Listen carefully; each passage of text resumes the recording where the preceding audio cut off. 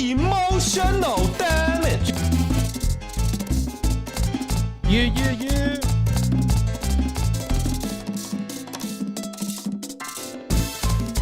The Jose Show. We are back. Ya tú sabes.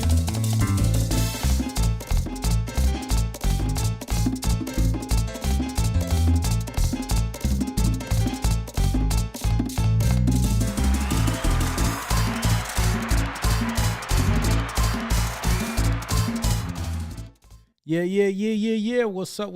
Aquí ya ustedes saben, mi gente, in the Jose Show. We don't stop. We keep it doing it. You know, sometimes we get in it, sometimes we get out of it. But yeah, you see the topic right now. You know, we have a big situation happening in the Dominican Republic with the nightclub Jet Set that, you know, the roof fell in about 2 weeks ago. If you guys don't know, Jet Set nightclub has been open for over 50 years in the Dominican Republic, Santo Domingo, which is the capital of the Dominican Republic. And then unfortunately, it looks like it was just a careless mistake, some say, but I think that there's someone responsible for this. We all know that this was basically, you know, somebody didn't take care of the roof at this place. They put a lot of heavy equipment on top of the roof. There was a fire a few years ago on the roof, and basically all that damage came tumbling down in the middle of a performance from a famous singer by the name of Ruby Pérez. And then basically everyone there was gathered that night. There was many elites because it was on a Monday. So, you know, the theme of the Jet Set nightclub on Mondays, it was basically for the higher end people, for people who didn't have to work on a Tuesday or had their own businesses, had plenty of wealth, had a lot of influence, and, you know, they were able to be out on a Monday night. So that's one of the biggest reasons that this has been a big, you know, talked about topic all over the world, is because of the significance of the people who were in the building, not just Ruby Pérez. There was baseball players, there was owners of banks, there was, you know, plenty of high influence people there, doctors, high-end surgeons, families, mothers, daughters, people that were paying tribute to Ruby Pérez. There was a whole bunch of people who came down that were going to give Ruby Pérez a tribute, a honor, and he invited many of his friends that day. There was talks that there were supposed to be other artists there, other merengue artists like Sergio Vargas, Miriam Cruz. That, you know, Miriam Cruz was said that she didn't go because there was a water pipe that burst in her house right before she was leaving. And then also other, you know, family members of Ruby Pérez were going to be there, like his brothers. There was one brother that was in Punta Cana. He couldn't make it out. And then there was another brother who was, I believe, in Boston or Philly or something like that, and he couldn't make it out. So there could have been a bigger casualty there if all these family members would have been there.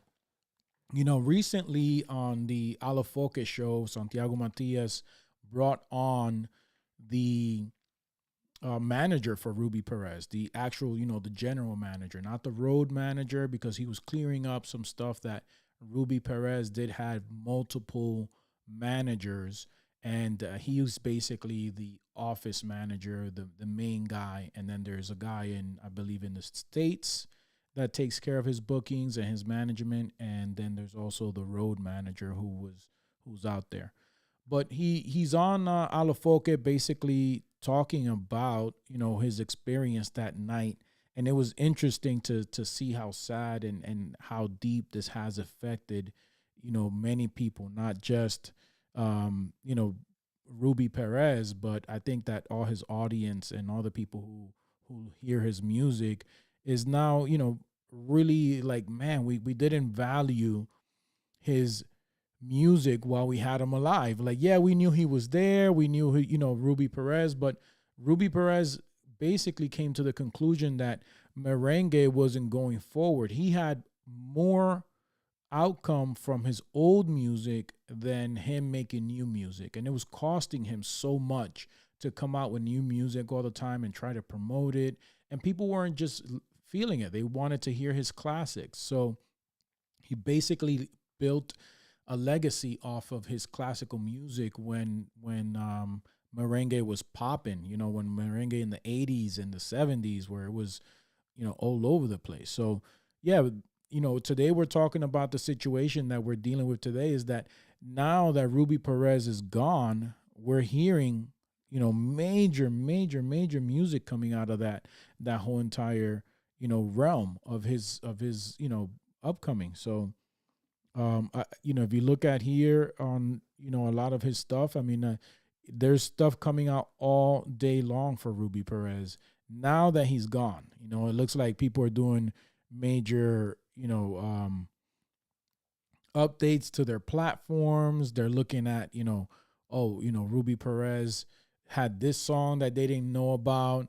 There was so many things that people didn't know about Ruby Perez that now, because of the way, he died and the big, the big spectacle it has become, that people are really diving into who this artist was and, how much he contributed to the music industry and how many fans he had across the world. So yeah, so today we're looking at, all this information that we're coming out and then, it's hurtful in a way. It really does hurt that now that, that the legend is gone, we're, suddenly the whole world wants to play his music.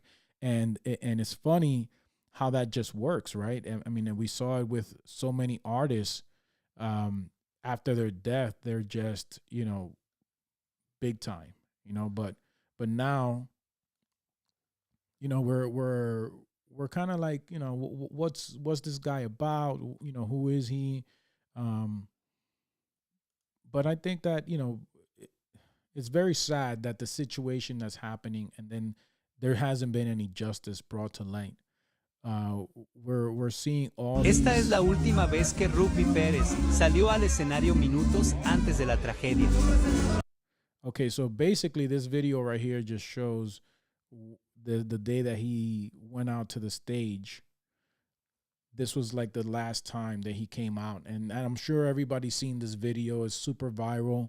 But what they were talking about this video also, and then the fact that he performs, he gets really up in front of his audience. So he's not basically singing, with the band. He comes out right all the way to the front of the stage to interact with his audience. So this was one of the situations that they said, he could have, if he would have been standing in the back with the band, the big brick that fell from the roof would have not hit him. Obviously, he would have been standing like kind of where his daughter is right there. But Rudy was all the way in the front. So that was another thing that they've been pointing out. So a lot of things have been coming out to light with this entire, situation that happened with Rudy Perez.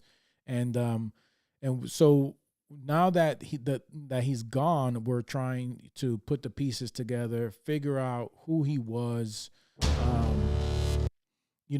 what was his life like, and we're now learning, different aspects of Ruby Perez. We know that he was a sports player and he hurt his knee, and then after that he pursued the music career. But what's really shocking of this all is that he was full of life. A lot of people said he had the highest voice in the Dominican Republic, but he really sang from the heart. The feelings that when you start listening to his music, you start really listening to the feeling and the emotion behind his music. So, I think that the situation with Ruby Perez and the fact that now people are coming out with mixtapes and, publishing his music, capitalizing on his music, um, for me is it's like a little bit sad, because this guy's been around forever. We should value the people we look at, like artists and the people that we like. We should value their music all the time. We should listen to their stuff. We should truly be supporters of artists, especially when they're alive. Not after they're gone, you're all of a sudden feeling it. So that's the biggest kicker. And then everybody wants to jump on the bandwagon because they're not.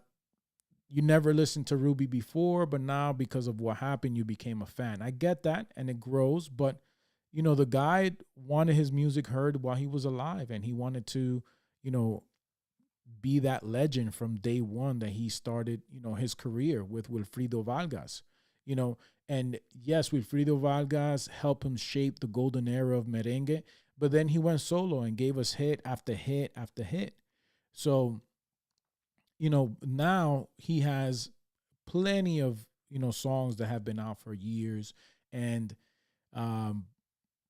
we're starting to listen to them now. And we're starting to look at how he impacted us and how beautiful his music is. And then now we won't be able to see it anymore. So, the situation with Ruby is that, he was sick. He wasn't like, dying or, there wasn't imminent death for him. But yeah, he had his back pain. He had, his knee was hurting. He really didn't want to, he wanted to retire at 60. And here he is at 69, still doing his thing because he's just passionate and loves the music. I really don't feel he deserved to die the way he did. That's 100%. Like, I look at how shocking this whole thing is, and I think that that's been the biggest eradicator of all, is that, Antonio is still out there, unscathed. Nobody's questioned him. Nobody's said anything about anything that's happening to the Jet Set empire or nightclub. There's people saying that they've basically they're going to get away with it. They're saying that he's going to come out with very minimal losses. The president's on his side, and all those 213 people that passed away are not going to get nothing. And there's big major support groups all over the place that are trying to help the victims of these families that have stayed without, anything. Their mom and dad probably passed away that night. A lot of children. I heard this as well. There's a lot of children out there whose parents didn't come home that night. So that's super, sad. And then, we have, a lot of times there were, the security was mistaking, other people for Ruby Perez. And it's understandable. If you are stuck in, think about this. You're stuck down there, all these rocks, and then you hear somebody calling out a Ruby Perez. They're not calling your name out. They're not calling any survivors. They're specifically looking for Ruby Perez. You're going to say, I'm Ruby Perez. Take me out of here, right? I would too. I would 100% fake that I'm Ruby Perez just to get out of that situation. So that's why you had a lot of speculation to whether he was alive or not. There was even a point where there was a guy sticking his arm out of the hole. That's the only thing they can see. And he was saying, yes, I'm Ruby Perez. I'm Ruby Perez. They gave him an IV, and they came back and said, yes, Ruby Perez is alive. We put an IV on him. He's going to be okay. So, but that wasn't real. I guess when they uncovered that person, they realized, no, this is not him. His daughter basically said, look, there's no way he survived that. His manager, who was on the Alafoque show yesterday or today, I don't know, but his manager went up and said that his life was saved that day. He was there at the nightclub. He got invited to sit on a table with some other friends right in front of the stage. He basically said that he was going to record a clip of Ruby, and the security guard didn't let him on stage. The security guard said, no, you can't come on. So he started arguing with the security guard and saying, hey, let me on stage, man. What the fuck is wrong with you? You know, like, I'm his manager. And the guy's like, no, you can't come on here. So the guy got mad and he was about to leave. Another friend comes by and says, hey, wait, come hang out with me. Come have a drink with me. He goes, nah, man, you know, I'm not like that. I don't like this whole, you know, I don't like to be in the stage or in front of people acting like this, that, the other. So he goes to his car and he's pissed because the security guard, you know, pissed him off. So he's waiting in the back for Ruby. He's like, I'll just wait for him to be done and I'll come out and shoot the shit with him. And then he looked at the time and he said, well, you know, the show's almost over. He's only doing, you know, one set. It's only going to be on for an hour. So he's like, and he's probably going to leave as soon as he's done. So I'm just going to go. His manager's telling the story on Alafoca's show this morning. And I'm watching this, or yesterday. And the security guard basically saved Ruby Perez's manager's life by pissing him off, not letting him on stage, and then the guy left. So a lot, and then, you know, a lot of people talk about that they were supposed to be there that night, but something came over them that they were like, no, we're just not gonna go. Or even the manager guy, he says, when I walked in that place, you know, I saw everybody having fun, but I didn't feel right. It didn't sit right with me. The night didn't sit right with me. And I just wanted to, you know, I wanted to do my job and I wanted to go home. So, you know, it's crazy that we're now 2 weeks into this situation and, you know, the owner of Jet Set is still, you know, free as a bird. And he's actually making moves. He was moving assets, you know, moving money around. And he's trying to get, you know, some political help on his side. And we understand that in Dominican Republic, things work that way. You know, the big people in Dominican Republic, the rich are untouchable, and the poor go unseen. You know, I'm sure that there was a lot of people that died that night that they let die. You know, they knew that they couldn't save them. They couldn't get to them. There was definitely priority. There was priority there.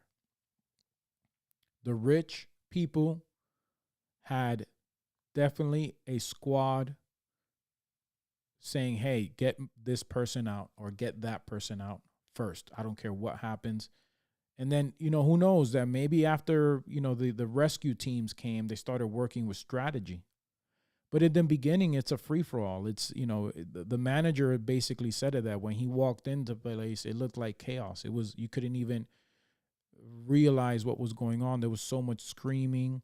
What he did know was that Ruby Perez was not going to be able to survive that. Whatever he saw, he knew immediately, like deep down inside. He said, we all have hope. We all have hope to do this stuff, to be hopeful that the person that we love is still alive. But when I walked in there and I saw the chaos, I knew that there was no way that Ruby Perez was going to survive that, just because he knew where he was standing. He knew where Ruby Perez was standing at that point. He knew that when he walked out of there, Ruby's was already singing. He was 25 minutes into the set. He was already part of, you know, he was halfway done. Basically, that's why he left. He said, I'm not going to sit around and wait, because when he gets off stage, he's probably going to want to go home right away. He's 69 years old. Supposedly, Ruby Perez would go, you know, he would perform and then he would go home and go to sleep because he was old already. His knee hurt, his back hurt. He had a little girlfriend. He was entertaining him. He was, you know, he was getting ready to enjoy this last lap of his life. He was looking at it as the ending, you know. He was enjoying his awards. You know, like I said, there were some people from the city of Haina which is where he grew up. He wasn't born there. He grew up there. But there was about 30 people who came to give him an award, and they all died. They all unalived. I can't say, the word there, but they're all unalive now. And we're looking at this situation, and we're 2 weeks, 3 weeks in, and there's supposedly a silent investigation. And Ruby Perez's manager said that the owner of the club did reach out to him, did call him. He was obviously furious. He didn't want to talk to the owner of the club, but he did. Because he said that, I want to hear what he has to say. I'm intrigued. And if he also mentioned that if he were to reach out to him again, he wants to hear what he plans to do, where his head is at. And I would too. I wouldn't sit here and be rageful. Don't call me. I don't want to. No. I want to know what you're planning to do. I'm going to try and be as calm as possible to hear you out, to understand if you're going to own up to this situation or not. Because there's no, I don't even know if there's a way to compensate for this. If you look here, this spot right here is where this guy's pointing out what's going on. There was a lot of some pre-factors, like, hey, look, something fell, there's a big hole over there. There was an actual big huge hole in the corner of the nightclub for maybe 10 minutes prior to the whole thing falling. And people were looking at it. At one point, I think Ruby Perez and his one of his singers were looking at it, one of his chorus guys. But is noticeable at some point where they knew that something was going on. They knew that, hey, something's happening. We're not sure what's going on, but people are panicking. And if you're an artist, I used to be I am an artist still. But if you look at when you're doing a show, the last thing, the show must go on. You have to keep performing, because if you stop it, people, it causes more chaos, right? So I think that from his experience, probably in all the years that he's performed, he's known that if a fight breaks out, you got to try and keep the crowd centered on you while the security guys go take care of whatever fight is going on. If you stop playing, everybody's going to gravitate to the fight or whatever is going on, and it's going to become a bigger situation than what it is, right? But, nevertheless, the manager, thanks the security guard for not letting him on stage and basically, getting him upset to the point where he left. His daughter is also thankful that she's alive, because the song that he was singing while he passed away was a song that she was the lead singer on. But she told her dad, said, I can't sing the song today because I don't feel well. I just had surgery. I don't want to sing at that point. So the dad said, that's fine. Just back me up, help me with the vocals, and I'll sing the song. And she says that would have been her, and the husband, when he saw everything come down, he protected her. And then a lot of people don't understand this too, is that the stage of that nightclub is an extra piece in the back. So that roof where the stage was, that's why all the musicians didn't die. There was one musician that died. It was a saxophone player. He was 60 years old, and supposedly he was very small, very frail, and a bunch of heavy equipment fell on top of him. They're saying that there was a big TV that fell on top of him, and then with all the debris that splattered, he basically didn't die from the impact. He died from the breathing. He couldn't breathe and all that stuff.